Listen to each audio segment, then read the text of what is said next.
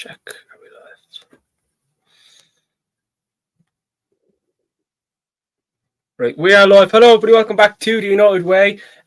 We have an absolute legend today. I don't think he needs any introduction, whatever, but it is Jay Motty from Stretford Paddock. Jay, how's things? Yeah, all right, man. It's weird, isn't it? Because there's not many games on in a minute. We've had a bit of a lull. I think we've only got 3 games in January, I should say. Also, we're not doing a lot in the transfer window. It's all been a bit quiet, hasn't it? So it feels a bit strange at the minute. I feel like I'm waiting for it's like the quiet before the storm, because there's usually something brewing with United. But yeah, it's relatively enjoyable not having United ruining our weekends. I mean, they ruined it a little bit on Sunday with a disappointing result against Spurs, considering we took the lead twice. But we've got a little bit of a break now, and yeah, I'm making the most of that. Exactly. I mean, I actually can't believe that Man United aren't playing this week. Like, sometimes I miss us playing. Like last season, I thought, when am I United playing? This season, I'm just like, Man United are playing this weekend, aren't they? I have to do a watch along, don't I? Like, I do love doing watch alongs and supporting them, but I mean, I was talking to someone yesterday, and I said I was hyped for the Man United Tottenham game. I was up for it. I thought we're going to get the win. And then, yeah, we go and we have a good start, and I'm thought, lovely, you know, everything is leading the way I want it to go. And, 2-2. Yeah, I was at the game. It was annoying because, like you say, we took that early lead. Was it 3 minutes? We took the lead. And I was thinking, this is just the start we wanted. Rasmus Højlund getting a goal as well. Great finish. Really positive for him, getting his second goal in the Premier League in 2 games. He's up and running now. You can say his second goal in the Premier League all season, or you can say his second goal in the Premier League in 2 games. It's how you want to word it. But it was good to see him getting off the mark. And then just defensively, we're just poor, aren't we? We keep conceding from set pieces, and we got punished. Yeah, exactly. I mean, the 2 goals Tottenham scored could have been better defended. I mean, come on, like the corner, we're set pieces. We are brutal at taking them and defending them. I mean, even when we get a penalty, Jay, I'm like, should I? Everything like corners, and we get corners. I don't even get excited anymore because, like, come on, like, do we have set piece coach?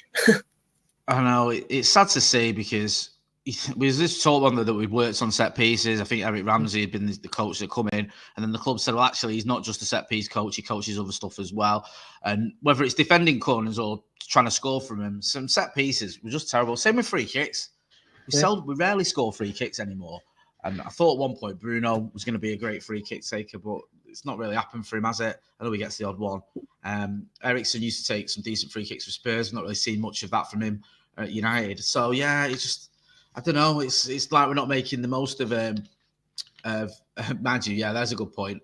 Jamaican Joey says, yeah, we did score one of our corners against Villa. So there's one, but they're quite rare, aren't they? Us scoring from corners. Yeah. It doesn't feel like it's something that happens very often. Exactly. I mean, speaking of free kicks, gee, like, as far as I know, well, Ronaldo must have been the last person who scored a free kick, was he, for Manchester United? My memory's shocking. I can't remember anyone who I can't remember a goal we scored from a free kick for quite some time, to be honest with you. Yeah. There have been some. I remember Bruno getting one against Liverpool. I remember Marcus getting one against Chelsea, but these are years ago. I'm struggling. Yeah. I'm really struggling. By all means, people who know, let me know and get involved in the chat. But I can't remember. I'm sorry. My memory's shocking, or maybe it was just years ago. Yeah, question of the day. If anyone could let us know who was the last person to score a free kick from Man United, let us know. Again, I can't really say whether you're right or wrong because I don't know. But look, we'll come to some sort of. Is it David Beckham? Was that the last time he scored a free kick? Was it 99? Oh man, yeah. Solskjaer, that was the last corner we scored. Yeah. Yeah. But look, someone commented there, Chris Holden, off the pitch, Erik ten Hag has been faultless, but I'm not saying anything on the pitch. He says all the right things, has the values, but other than that, tactically, we look like a Sunday League team. I mean, we're getting a lot of Erik ten Hag out at the moment. Where do you stand with Ten Hag at the moment, Jay?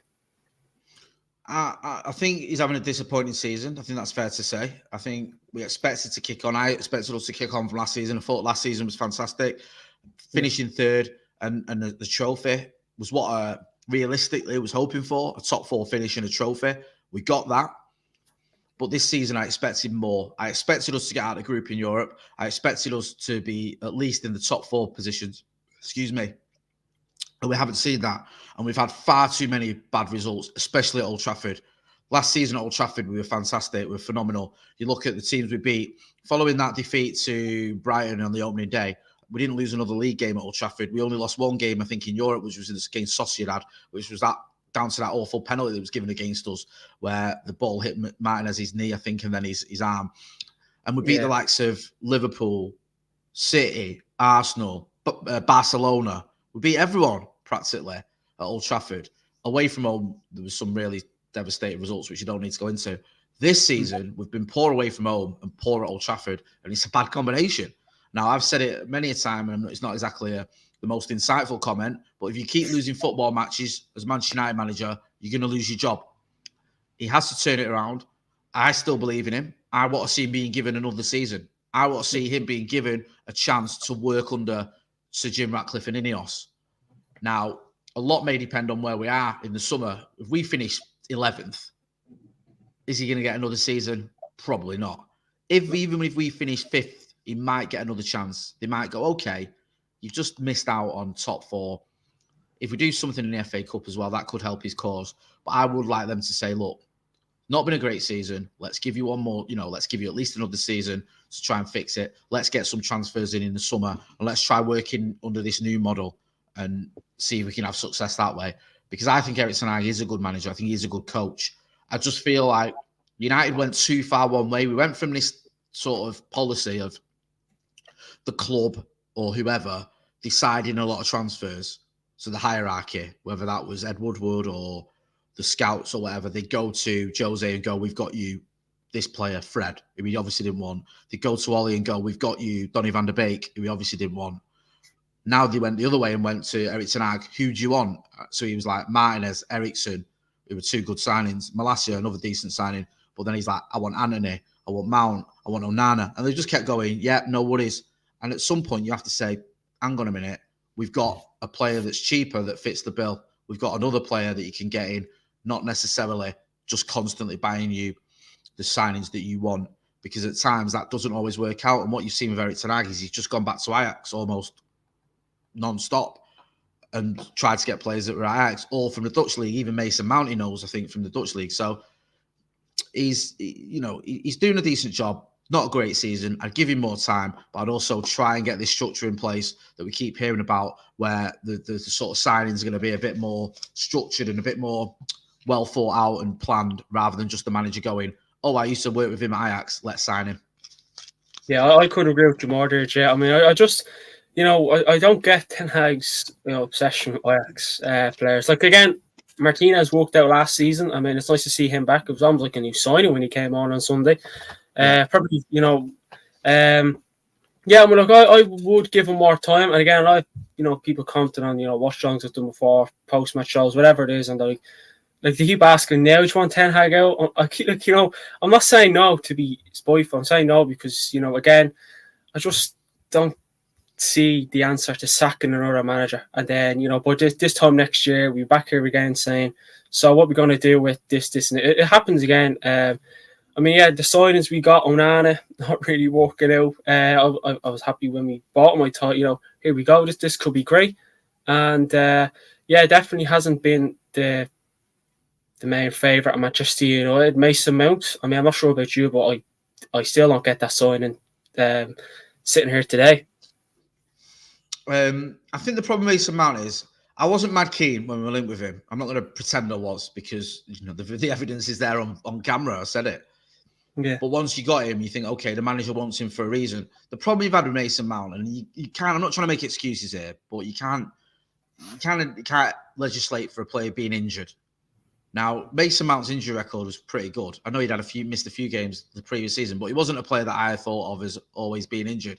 He's come to Old Trafford and he's been injured a lot. He's missed more or less all the season so far. And then your transfer looks silly because he would have been out of contract in 5 months. He's barely kicked the ball for you. And you look, why didn't we just wait till the summer? Now, the idea was, I presume, from Erik ten Hag's point of view, is they got him in last summer because they wanted to get him straight away to do a job straight away, and they didn't want to risk leaving it for another season. But we haven't had anything from him this season because of his injuries, and it's bad luck, really. It's unfortunate. It wouldn't have been a priority for me, and it wouldn't have been a signing that I was that bothered about. I would have tried to bring in another striker if it had been up to me. But like I say, we got him. The sad thing is he's just been injured. He's been injured throughout almost his entire time at United. I know he's played a handful of games, but he's never had a chance to get going. I hope he can come back in and play a part in the back end of the season. And I think that there is a player there. I sort of got convinced by us when I saw the reaction from Chelsea fans when we got him, how angry they were and upset they were. You compare that to the reaction when Kai Havertz went to Arsenal, where they were almost celebrating the Chelsea fans. They weren't bothered. So he's obviously a very good player and a very talented player, Champions League winner and all that. I know Kai Havertz is as well, but he helps Chelsea win the Champions League. I just don't think we've seen anything from him, and that's down to injuries. Yeah, exactly. It definitely has been a big problem, Manchester United, so far this season. I mean, again, I know people probably think, we're using it as an excuse, but, we do, again, hopefully, Leach are back, Casemiro, Mount obviously still yet to return, Maguire, Malassi, I forget what his injury is. Martial has a so-called no one knows illness. I mean, does anyone know Martial's illness yet? Hasn't been diagnosed.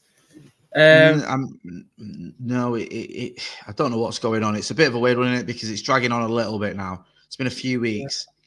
And you kind of look at it and go, okay, what is it exactly? What is the nature of this illness? Because an illness, obviously different illnesses last for different amounts of times, but usually when a player's ill, it's 1 or 2 weeks tops. And I think it's been 3 weeks now. So you're thinking, okay, what's going on? Do you reckon it's, how would I say this without course, but lazy Fucker illness? I'm sure you can try and spell that out yourself. The thing with Martial, right, is there was a time when I loved Tony M. I thought he was great. He first came in, did really well. Time under Ollie where he was doing well. But I think the last 3 seasons, it's just not been happening for him. And we should have sold him. We should have sold him 2 years ago. And at the very latest, we should have sold him last year. And we didn't. The manager obviously thought he could get a tune out of him. He couldn't. Whether it's injuries, whether it's effort, whether it's ability, whatever you want to look at, it's just not happening for him at Manchester United anymore. And I just feel like it's time for us to move on from the Anthony Martial story. It's just the strange thing is, for me, is we've had him for so long. He's been here at least 2 seasons longer than he should have been. He should have gone, really, shouldn't he? And there was even talk of him going in January on loan and him saying, no, I'm not doing that. And the irony is the only time he did go out on loan, bizarrely when he was like 25 or whatever, when he went to Sevilla, and it didn't work out for him. I think he scored 1 goal in the Europa League. I think Lopetegui was the manager at Sevilla. And I think after his first game there, Lopetegui called him out and said, like, your standards aren't good enough. You've got to put more effort in. And that says it all, really, doesn't it? Because if you're going out on loan when you're in your mid-20s, a player who scored 23 goals in a season for Manchester United and cost us around 50 million quid, something's not right there. At the very least, you think, okay, go out on loan and show us what we've been missing. But he didn't do anything. Comes back, scored a few goals last season. I think his goals to minutes ratio was actually okay. But can you rely on him? No. And for me, the sort of the end of the season where he got injured just before the FA Cup final says it all. He's just either injured or not really happening. And I wish him well, but he needs to go. Yeah, I don't know why he's not leaving us in January. I mean, it makes no sense. Again, maybe it's because, the wage he's getting. But for me, I really just don't get it. And I agree. I do think he should go. Again, he has had good moments of Man United, but unfortunately, just hasn't happened for him. But I'm Batman says, love the name. Do you guys think all the hostility around our club at the moment is also affecting our performances on the pitch? We seem really panicked at times and everything. Then someone also said, go ahead, Joe. Sorry. So, I mean, I think there has always been hostility and anger or whatever towards Manchester United over the, post Alex Ferguson. But I think you have to have a thicker skin, and players have to be able to sort of silence all that with performances. And you might go, okay, the environment's not been great or whatever, but it doesn't excuse some of the performances we've seen. Like the game against Bournemouth is a great example. There's no reason why we can't beat Bournemouth at home. We certainly shouldn't be losing 3-0 at home to the likes of Bournemouth. That's unacceptable. No matter what is going on off the pitch, you should be able to put in a better showing than what we saw. So whilst I get it, the atmosphere or whatever isn't perfect, I do feel that the players should be turning up more than they are doing. I mean, we've had so many bad games this season. It's just not acceptable. Yeah, exactly. Jamaican Juvie says, get the likes up. Exactly, get the likes up. You know, we've absolutely got a legend on, so get the likes up. Give Jay some love in the chat as well. Obviously, he also said, about Martial, he has an injury. I think he needs operation. Okay. Maybe. What else is there? Someone says, I can't believe you want to give Ten Hag more time. I've been going to watch United since 1996, and the last time I watched us play this badly was in the 73-74 season, and you know what happened then. What happened then, though? Should I get your point of you don't want to give Everton out of time? What happened then? We got relegated. We stuck with Tommy Docherty. Every Red I spoke to, or I speak to about that 74-75 season when we were in the second term, we came up, says it was one of the most enjoyable times I know it was in the second term they've had. We also won the FA Cup in 1976 under Docherty, 77, sorry, I think it was, not 76, forgive me. Stopping Liverpool doing the treble. So things worked out by sticking with a manager. And I just think that you could change the manager, and if you want to change the manager, fair enough, I give him time. But if you do want to change the manager, I'd love to know who you want to get in, because I think whenever I ask this question, some of the suggestions that you hear, they're not great.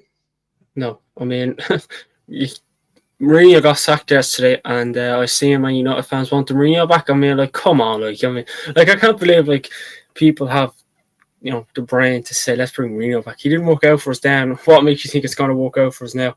Graham Potter is no, I don't, sir. Graham Potter. What has Graham Potter done? He's what did he do? He did well. He had one really good season at Brighton. I think he had one season where he did okay. I think they finished 16th, whatever. One really good season where they finished 9th. And then he went to Chelsea, and it was a disaster. So, I mean, I get it. I get the idea of changing the manager, but there's nothing about Graham Potter's CV that makes me think he'd be a successor at Manchester United. I'm sorry. I just don't see it. I don't see it at all. Eric Ten Hag, you can go. He's won, titles in Holland. He's been to the Champions League semi-final. He's won trophies. He's won the cup in Holland. He inherited a team that hadn't won the title in 4 years, I think, at Ajax, and they won the title every season he was there. There's a pedigree there. With Graham Potter, he did okay, I think, at Osterunds, and he did okay at Brighton, and then was a disaster at Chelsea, so I'm not so sure. Yeah, exactly. Yeah, he has done well at Brighton, but Chelsea, no, I wouldn't be a big fan. Someone says, they say Zidane is there in English. Yeah, that's probably just saying no to Man United. I mean, we've all seen that joke before. I think the emergence of Manu makes his season a success. Yeah, Manu's been good. Amaya says, players, I've heard the same shit for Oli and Jose. We can't keep up this hire and fire 18 months. Chelsea model were too broke for that. Yeah, I mean, look, it's definitely not an answer in my opinion. And I do think we should give Ten Hag a lot more time. But yeah, I mean, look, I'm loving this. Loving everyone supporting in the chat as well. We get someone says, yes, we need a complete switch. I think we need a better number 8 tank or a different play style than Bruno. I think Rafa Silva from Benfica is a player we should be in for. Yeah. I mean, look, it'd be interesting to see who Man United sign in this, in the summer, because it doesn't seem like we're going to bring in anyone in January.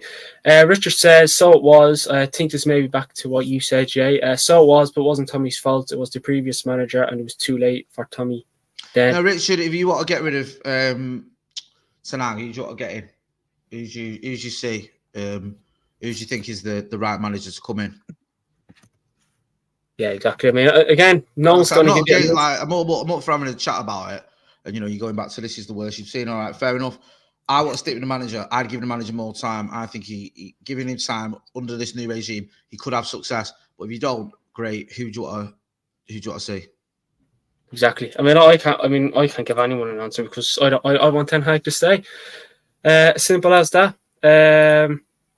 Potter literally showed us that you can't do anything in an environment not meant for him to succeed. You could get the Zerbi. You could get Zidane, and it wouldn't work. Exactly, it just wouldn't work at all. Yeah, he is. Look, I mean, I will speak again. We will.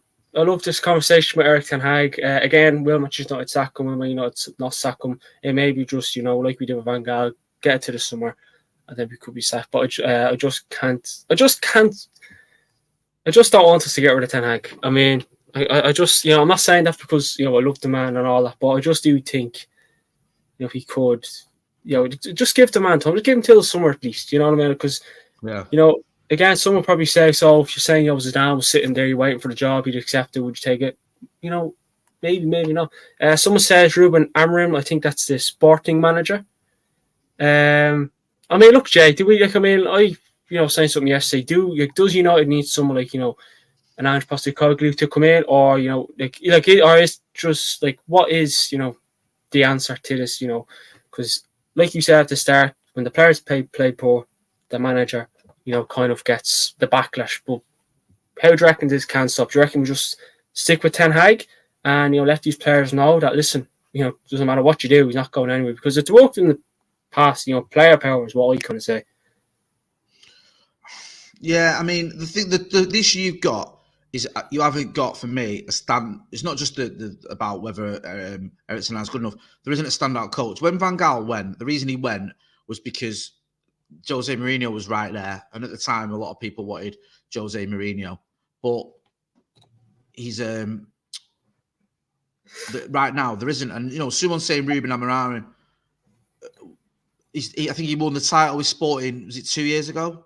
Forgive me if I'm getting that wrong. I think so. So, is that the pedigree? Is that where you go? Okay, let's bring him in because he's done that.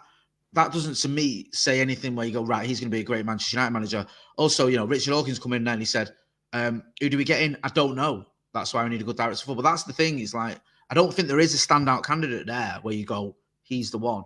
And I think if we do, I'd agree about getting a director of football, but why not let someone who's coached these players, who's won a trophy with these players, who's finished third with these players, who's won things at his previous club consistently, why not let him have a go at working under this new regime? Why not give him that opportunity? That is what I'd do. I'd give Eric Ten Hag another season under a director of football who knows what he's doing, rather than getting rid of Ten Hag, bringing in someone else. And also, as well, the manager who's coming in, there might be some players that Eric Ten Hag's brought in that he doesn't like, that he doesn't want, that he doesn't feel can do a job for him. Whereas at least with Eric Ten Hag, that some of these players that he's brought in, the likes of Mount, the likes of Martinez, the likes of Ericsson, the likes of Onana and Højlund, he wanted these players. He wanted to work with these players. There is players. So that's what I'd do anyway. But like I say, I know it's hard to defend someone who's finished, or who's got us wherever we are, 7th or whatever in the league. I just feel that at the end of the season, unless it's a disaster, he should be given more time. Exactly. I mean, unless, results drastically, go a lot more sour, well then, he's obviously going to, get sacked. But again, is it the answer for me? Maybe not. MUFC Global, he can't show his face because Posey is out, but he's really wanted to talk to you, Jay. So, Michael, are you there? Doesn't seem like it. I'm here. Yeah. Again, are you again? It's hard to kind of introduce someone you can't see their face, but Jay, this is Mike, who's part of the channel. I'm like, okay. Yeah, I'm good. Sorry, I can't show my camera right now on my face. Yeah. Well, aside that, I think it's a pleasure having you around. I'm actually one of your biggest fans.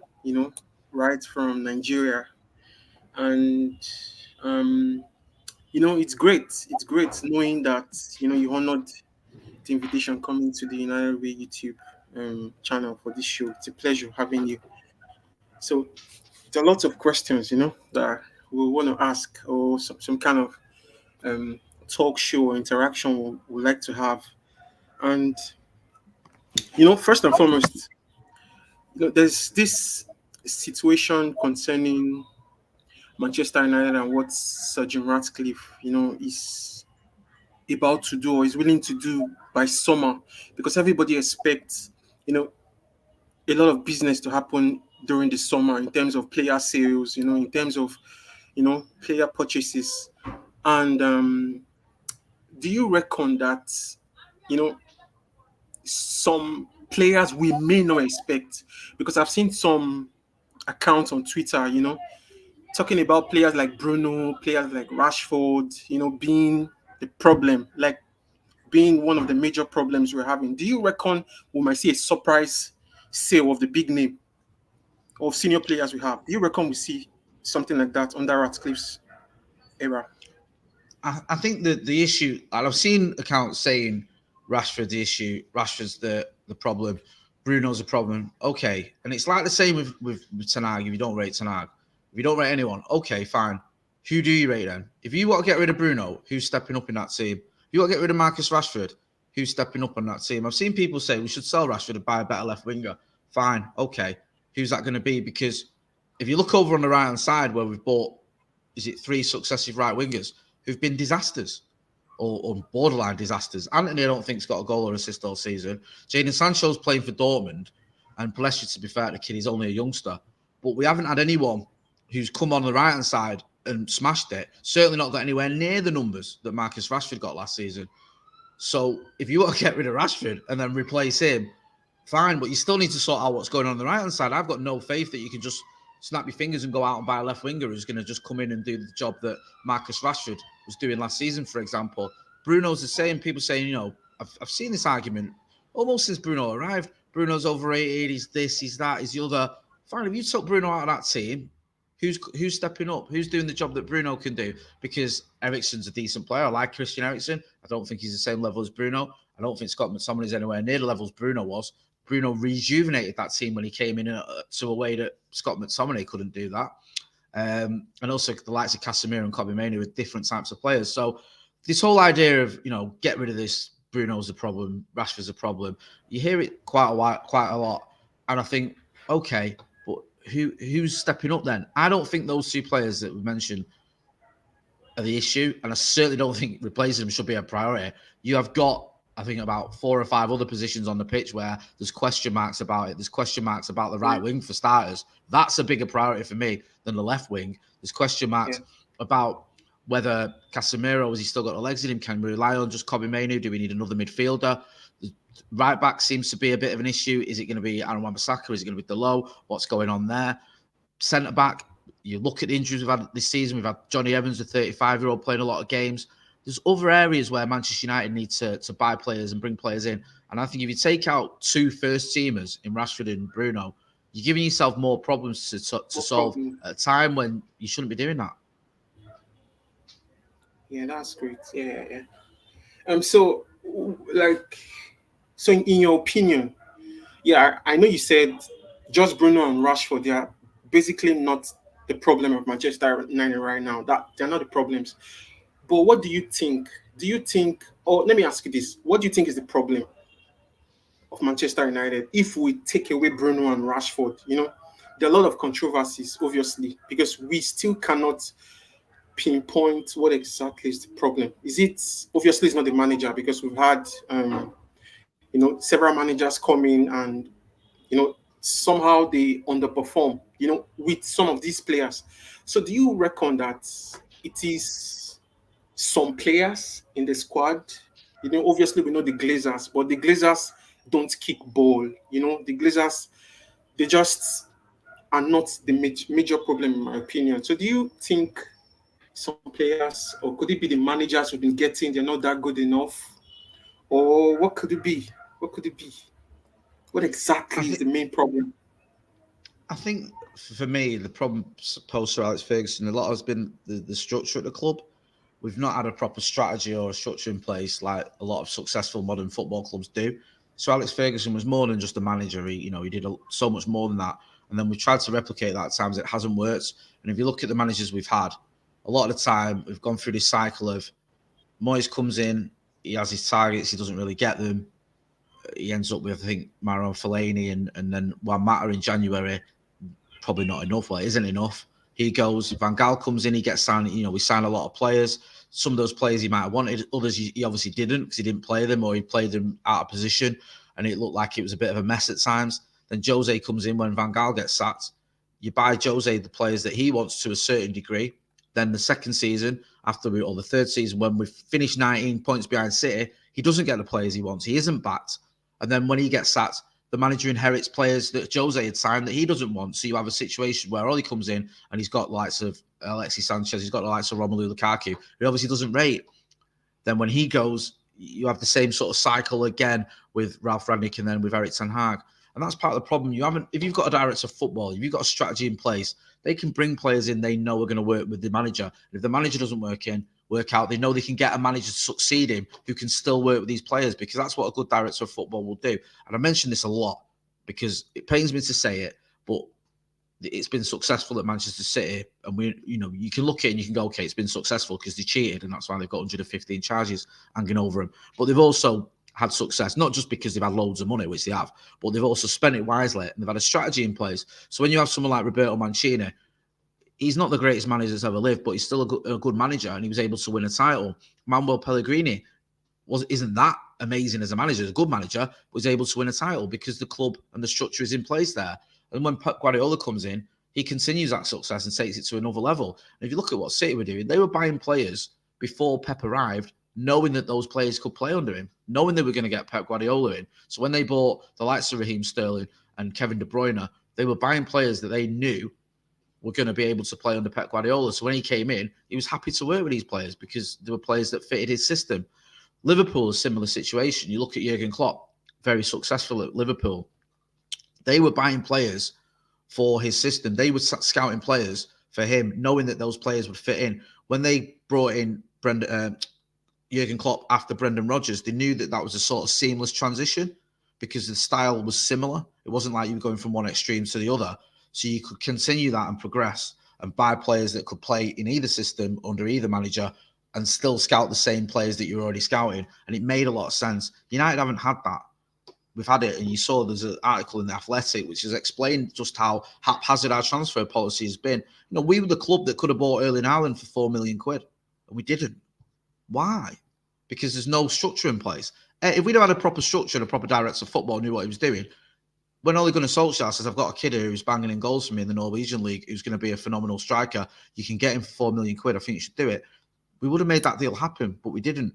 When Ole Gunnar Solskjaer says, I want Moses Caicedo, but there's a bit of an issue here because he's got third-party ownership and there's all this other stuff going on, someone would have been able to get around that if we had a proper director of football in place. Someone would have been able to say, okay, let's see if we can make this work, even to the point where maybe we sign him and loan him for a season so he goes and gets a bit more experience, but we can at least sign him.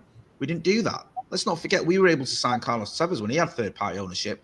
We got him on that 2-year loan because Fergie was able to make that happen alongside David Gill. So it's not like that should be the be-all and end-all. If someone's got third-party ownership, you can't get him. Jude Bellingham's another one. Now, obviously, we tried to get Jude Bellingham. We pulled out of the stops. It didn't happen.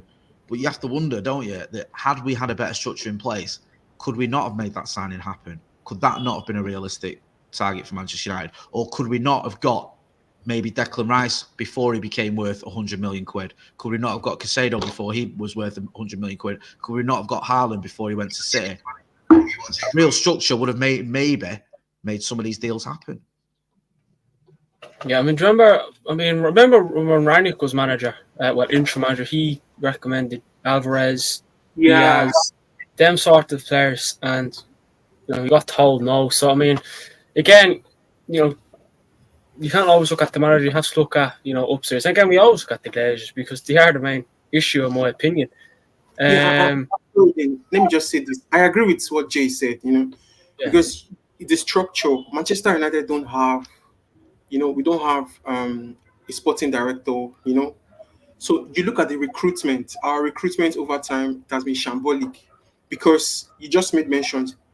Ragnick wanted some certain players, but obviously he went to the top. He told them about this player, that player, but they were unable to get these players for him. So if we have a proper recruitment team like that of City, like that of Bayern Munich, whereby if you want to buy these players, they don't need to price them out. They don't need to, to splash a lot of money. Because for me, I think the big money that some of these clubs splash on players that we want sometimes can make us lose interest.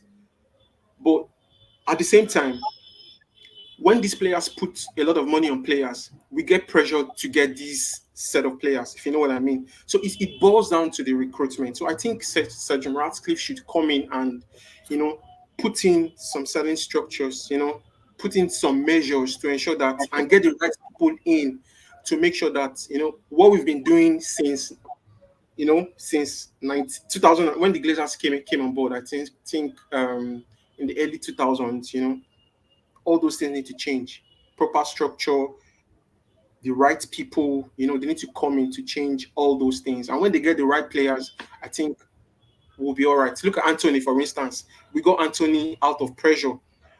A player who is maybe like 20 or 30 million pounds max, but we got him for close to 100 million pounds, if you know what I mean. So it's the recruitment. So we need to sort that department out first and foremost. So that's what I think. Yeah. Yeah, no, I agree. Recruitment is a big issue at Manchester United, and the prices that we pay for some of these players. If you're a manager and you want Anthony, and it's the season's already started, and you've lost your first 2 games, and you're under pressure, and the club say we can get you Anthony, but he's going to cost 100 million or up to 100 million euros, you probably go, right, sound, just get him. That's not your concern. You want that player. The club should have been better structured to go, there's a limit we're going to pay. Also, his wages. People almost forget about that. The kid went from being on 25 grand a week to being on 200k a week. Why? No one else is going to give him that money. Why are we paying him 200 grand a week? Why are we making him one of the best paid players in the Premier League when no one else was going to pay him that money? We didn't need to give it him. Again, if you've got a structure, if you've got a director of football in place, not only can he go, look, we're not going to pay him more than 50 million quid for Anthony because he's not worth it. We're not going to pay him more than 100k a week because he's nowhere near worth more than that. And he isn't going to get those wages anywhere else. Also, a decent director of football can go, you want Anthony? Right. We'll pay that for him. If Ajax don't want to sell him, there's another player we can get who's on a similar level who we can afford. You have other options. You have a plan B. When we were in for Jadon Sancho, there was talk of us getting Leon Bailey if we didn't get Jadon Sancho. Now, obviously, he went to Villa. But you need to have that backup. You need to have someone where you go, we can't get that player, we get this one because this player can do a similar job.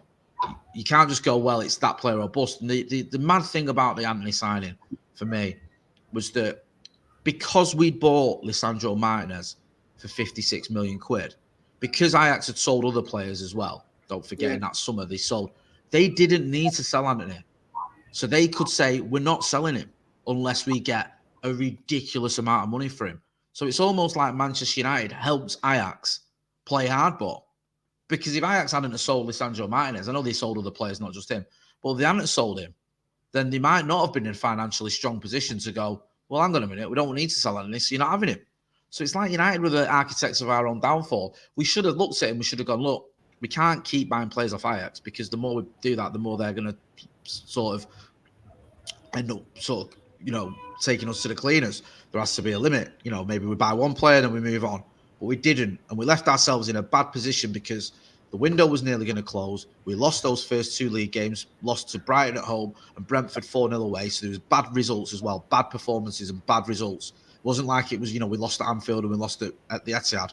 We'd lost 2 games we were expected to win. One of those games we lost really badly. So you're panicking now. You're going, crikey, we need an attacker. We need a midfielder.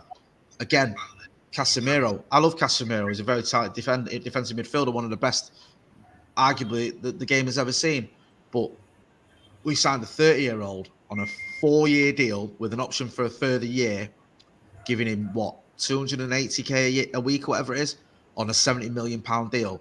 That is madness. That is madness. And a properly structured club would have gone, right, who do you want as a midfielder? We want Frankie de Jong. If we can't get him, we'll get someone else. This is our plan B. And we didn't. We waited and waited and waited. We tried to get Rabiot. Didn't happen. And then we panicked and we got Casemiro on a 5-year deal or 4-year deal with an extra year for silly money because we were in a position where the season started, the window's nearly shut, and if we don't sign Casemiro, we're not going to sign anyone. And if you're the manager and if the club say to you, you can either have Casemiro or you're not having anyone, but if you get Casemiro, we're going to have to pay 70 million quid for him, you take it. As a manager, you're going to go, yeah, I'll have Casemiro if that's my only option. Of course I'll have him.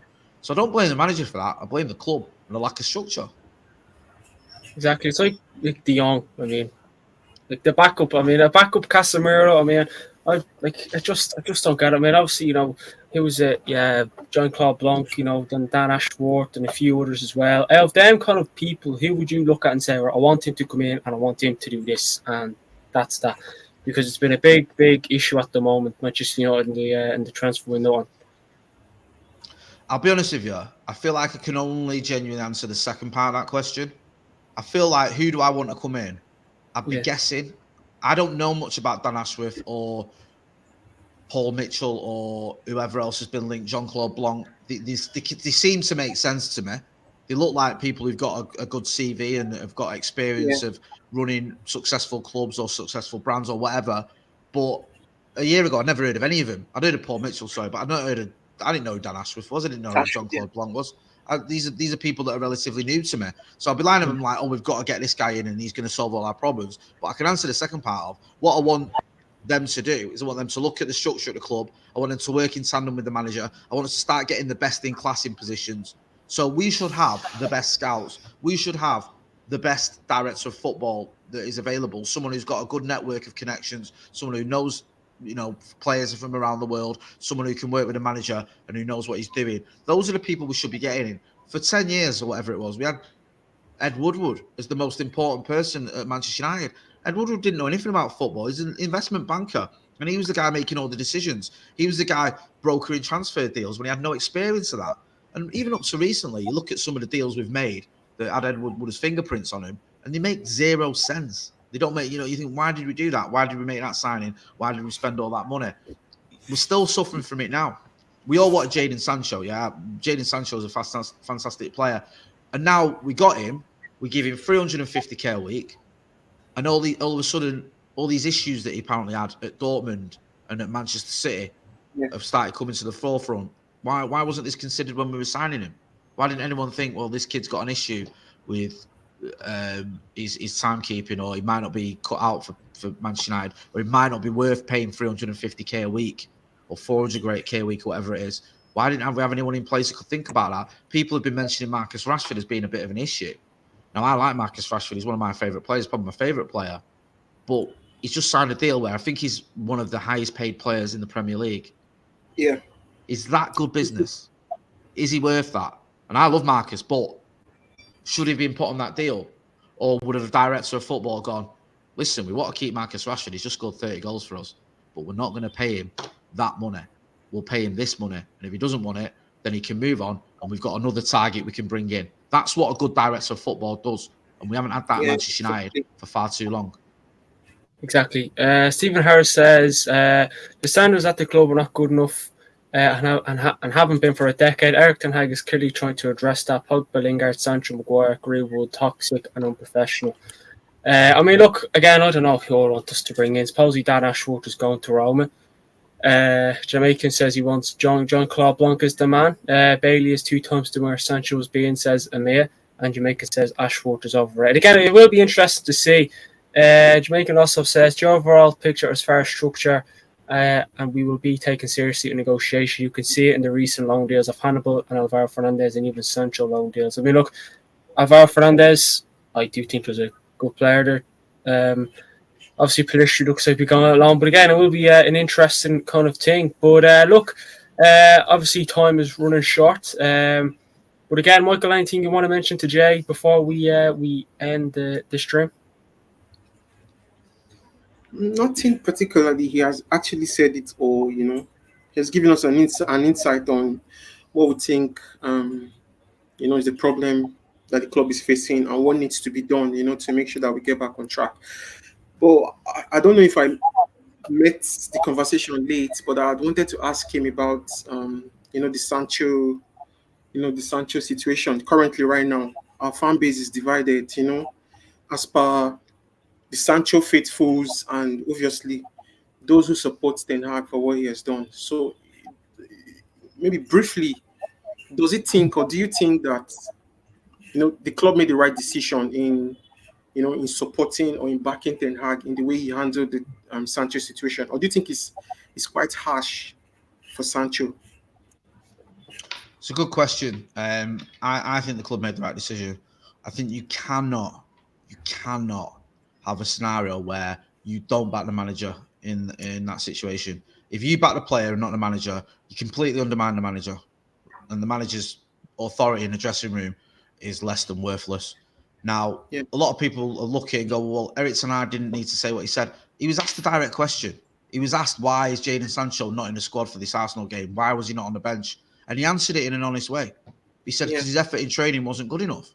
He couldn't. People say he could have said he had an injury. If you say he's got an injury and Jadon Sancho says, I haven't got an injury, I don't know what he's talking about, then you look like an idiot. You look like a liar.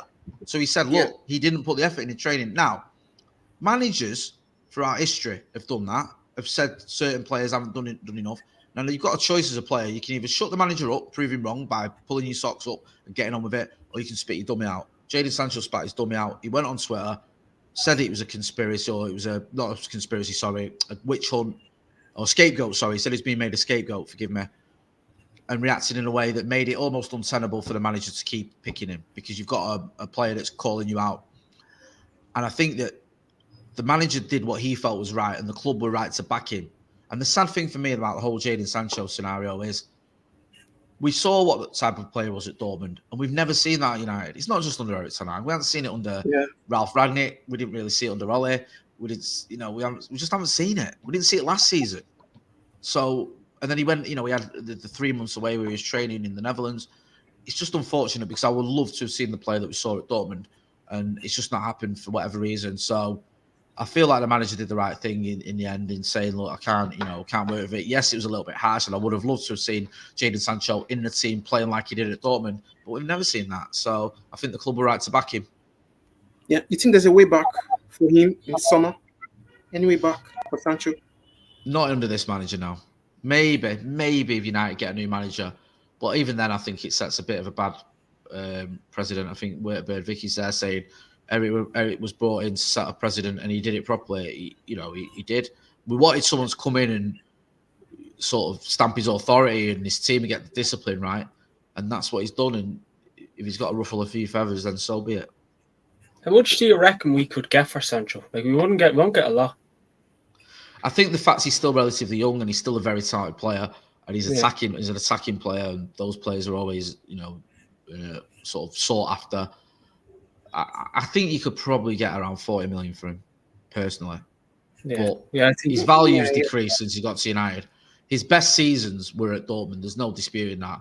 At United, he's done okay at times, but it hasn't been great. And also now he's got this added problem of he's got a bit of a reputation. Yeah. So I think you'd struggle to get half your money back. I think maybe you can get, I think you can get half your money back. I think maybe you can get 40 million or whatever, but not much more than that. Not the current situation. He needs to do well at Dortmund as well. If he don't do well at Dortmund, I think you struggle to get 30 million for him. Yeah, I think his kind of attitude, that'll turn a lot of clubs off as well. What's like in the dressing room as well. Punch Paint says up the Res, up the Paddock. Exactly. Jamaican says, I'd love to be on one day, being a United fan for over 3 decades, barely misses a game, and have travelled to England to watch us lose on multiple occasions. Not a plastic fan. Was this, if anyone wants to hop on, by all means, DM us on Instagram, whatever, and we'll try and get you on. Richard Hawkins says, the Sancho choice to remove him from the squad was the correct when you cannot have any player being bigger than the club. Exactly, spot on. Richard Hawkins says you could get 40 to 50 mil for Sancho. Yeah, I mean, it'd be interesting to see. Good comment there. Amaya says the fact it's selling 50p on a bag of Smarties. There you go, yeah. United always got our pants pulled down, don't we, when we sell players? Exactly. I mean, everything we do, I just don't get. But look, Jay, I really appreciate you coming on the channel. You've absolutely been brilliant. Really, really nice to have you on. Yeah, exactly what Michael said. Legend. But again, everyone do go over and follow Jay Motty. You can follow him. His social should be in the description. If not, well, then I'll add them where they should be. But Jay Motty, before we go, any final words before we let you go? No, I think for starters, you lot on United Way could start taking a leaf out of your own advice and start following me on socials, because I don't think you are. So there's one that you might want to look at. But other than that, I do. Well, when I looked on Twitter, I was like, "Oh, they're not even following me. How rude!" But other than that, keep up the good work. You guys are smashing it. It's great to see you doing well, and I'm always a pleasure to come on this channel and have a chat. And thanks to everyone who got involved in the chat as well. I know some of you guys from Stretford Paddock, you jumped on there as well. And I have got your email. I saw your message, and I will reply to it. Yeah, well, if I haven't followed you, Jay, I am sorry. I am a big fan. I'm a big fan. Come on. Yeah. Yeah, I'm just afraid. I'm just afraid that you won't talk to me now, and won't be able No, to. it's all right. Don't worry. I've always got time for you. You know that. Come on. Yeah, but look, again, everyone do what I will do if I haven't already, and go over and follow Jay. Jay is an absolute legend. And again, Jay, I really hope we can keep this kind of relationship or collab going, because I'd definitely be up for it. Yeah, definitely. We'll get you lads on Paddock soon, and I'll chat to you again soon. Thanks for having me on. No, but thanks everybody for watching. Subscribe, comment, all that good stuff, and we'll speak to you all on the next one. Thanks for watching.